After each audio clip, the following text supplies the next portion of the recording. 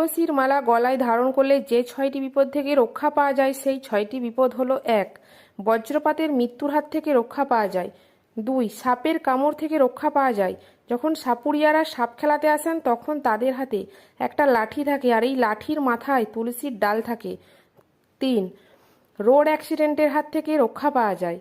4. আমরা দিনে বা রাতে খুব খারাপ বা ভয়ানক স্বপ্ন দেখি আর ভয়ে আমাদের হাত পা প্যারালিসিস হয়ে যায়, এর থেকেও রক্ষা পাওয়া যায়। 5.